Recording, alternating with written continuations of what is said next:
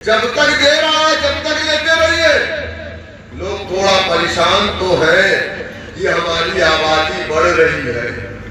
अरे देश की आबादी जितनी ज्यादा होगी देश उतना ही मजबूत होगा। चाइना की आबादी ज्यादा है, चाइना मजबूत है। तो हम तो आज से एक नारा देंगे कि हम दो और हमारे 2 दर्जन।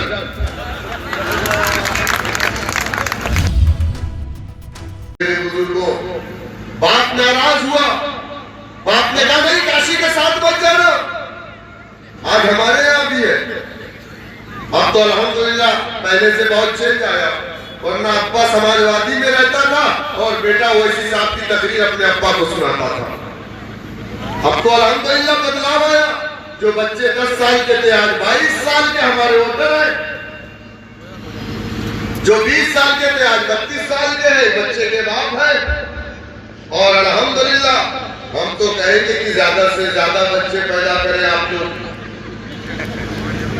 अल्लाह अगर दे रहा है तो आप उसको लीजिए, इनकार मत करिए अल्लाह की जात से। जिनको नहीं होता कोई चौखट नहीं बचती जहां जाकर के अपना माथा ना टेके कि अल्लाह मुझे भी साहिब औलाद कर दे। और मैं ये भी सुनिए, जब तक दे रहा है जब तक लेते रहिए। लोग थोड़ा परेशान तो है कि हमारी आबादी बढ़ रही है। अरे देश की आबादी जितनी ज्यादा होगी देश उतना ही मजबूत होगा। चाइना की आबादी ज्यादा है, चाइना मजबूत है। हमारी आबादी जितना बढ़ेगी इंशाअल्लाह हमारा देश उतना ही मजबूत होगा। तो हम तो आज से एक नारा देंगे कि हम 2 और हमारे 2 दर्जन। हमारे तो अल्हम्दुलिल्लाह 8 बच्चे हैं। कितने? 8 बच्चे हैं अल्हम्दुलिल्लाह। और हमारे बड़े वाले भैया का भी जल्दी इंतकाल हुआ है।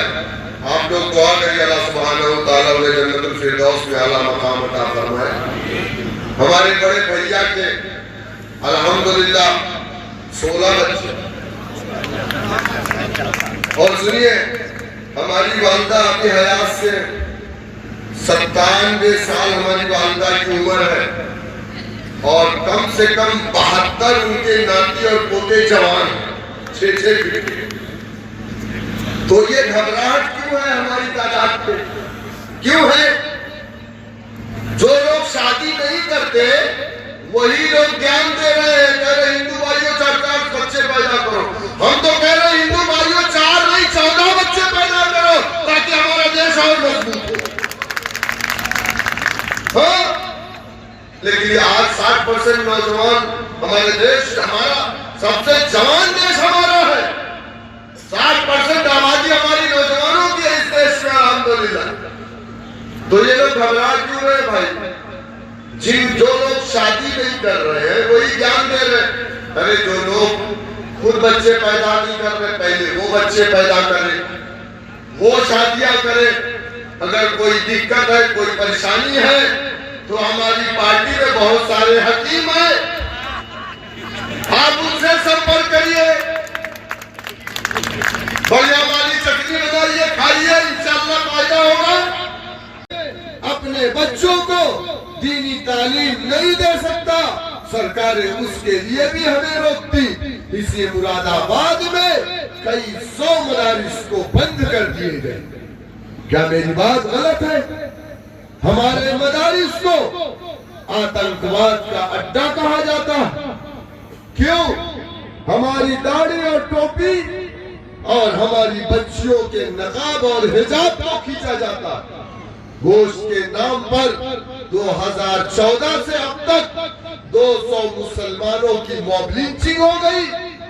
आप बताओ मुझे, आज आप सफर में हैं तो सेफ नहीं है। अगर आज आप कहीं जाना चाहे साइकिल या मोटरसाइकिल या ट्रेन या बस में तो आप सेफ नहीं है। अभी तक तो हिंदू संगठन के लोग उनके मर्द ऐसा करते थे, अब उनकी औरतें भी हमारी औरतों के साथ बदतमीजी करना शुरू कर दी। क्यों? हमने तो किसी के साथ नहीं किया ना। हमने तो हमेशा अपने हिंदू भाइयों को अपना बड़ा भाई माना ना। हमने तो कभी उनके लोगों को नहीं कुछ कहा ना। हम नहीं कहेंगे क्योंकि ये हमारा इस्लाम नहीं कहता, ना ये हमें तालीम दी गई है। मेरे दोस्तों, मेरे बुजुर्गों, आज इस देश में हम सबसे पिछड़े और मुख्य धारा से कट गए हैं, तो उसकी वजह ये है कि हमने अपना डंडा, अपना झंडा, अपना नेता नहीं बनाया। क्या ये बात सच नहीं? हम पर लोग इल्जाम लगाते हैं हम बीजेपी की बी टीम है।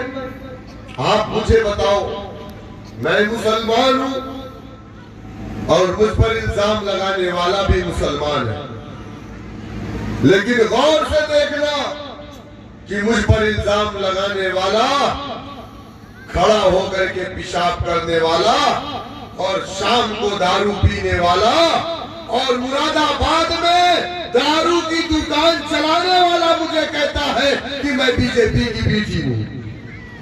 गजलबार किसका था? बंद हो गया। किसका था? मुरादाबाद में गजलबार जहां शराब बेची जा रही थी, वो गजलबार किसका था? जिसको नगर निगम ने ताला लगाया था, किसी विधायक का था ना। तो आप डर क्यों नहीं बोले ना? किसका था? किसका था?